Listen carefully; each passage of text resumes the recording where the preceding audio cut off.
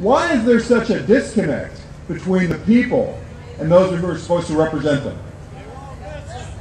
Well, that's part of it, but I want to tell you another part of it.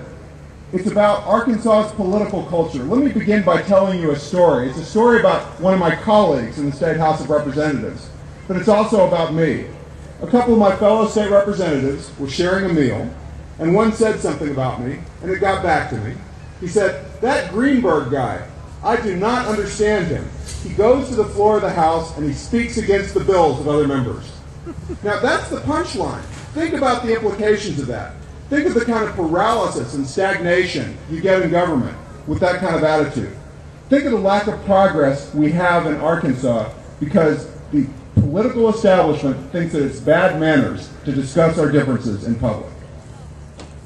Now, it's so good to see so many friends here.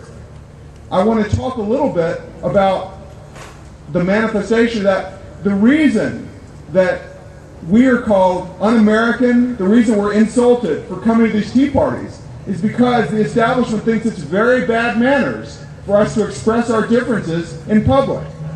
Let me tell you their game plan. I don't know if you've ever seen an exhibition game of the Harlem Globetrotters. They got another team, the Washington Generals.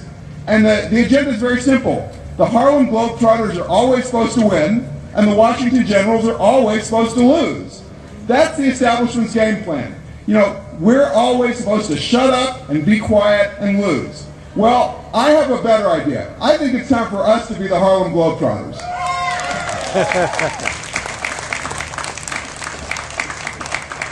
Now, we have a political culture, as I say, that's not only hostile on the part of the establishment, not only hostile to airing our differences in public, the establishment is hostile to openness in government generally.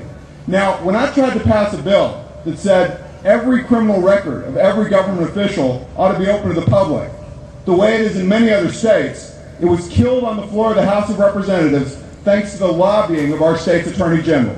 Now, do you think that you have a right to know which of the people who's supposed to represent you has a criminal record? Well, our Attorney General disagrees. Now, when we tried to pass a law that we tried to make public the racial preferences that state government uses in college admissions, which is an approach that's endorsed by the United States Commission on Civil Rights, that was an attempt to avoid the illegal and unconstitutional practices that the Supreme Court found in Texas and Michigan. That was killed in committee thanks to the lobbying of our state's government. Now, do you think you have the right to know when government is treating people unequally because of the color of their skin? Well, our governor disagrees. And when I tried to pass a law that would put our state budget on the internet, which is an approach that's followed in many states and has invariably saved taxpayers' money, it was killed by the cost estimates of state bureaucrats who for some reason decided that, you know, in some states it costs $50,000 a year, other states it costs $100,000 a year. They said in Arkansas it's going to cost $4 million a year to put something up on the internet. But let me ask you, do you think that people have the right to read on the internet how their state tax dollars are being spent? Yeah. Well, our government doesn't. And even when we get good legislation through the House, too often the state Senate is where good bills go to die. And the House passed a lot of tax cuts this last session, but typically the guardians of gridlock in the state Senate killed them all. We passed an income tax cut in the House, it was killed in the state Senate. We passed a sales tax cut, it was killed in the state Senate. We tried to get rid of taxes on used cars, passed that through the House, killed in the state Senate. We had tax relief for our brave soldiers defending us overseas, that was killed in the state Senate. Tax relief for families with disabled kids, it was killed in the Senate Tax Committee. If only we had a few more state senators in Arkansas who were less committed to the political establishment and more committed to lower taxes and more freedom.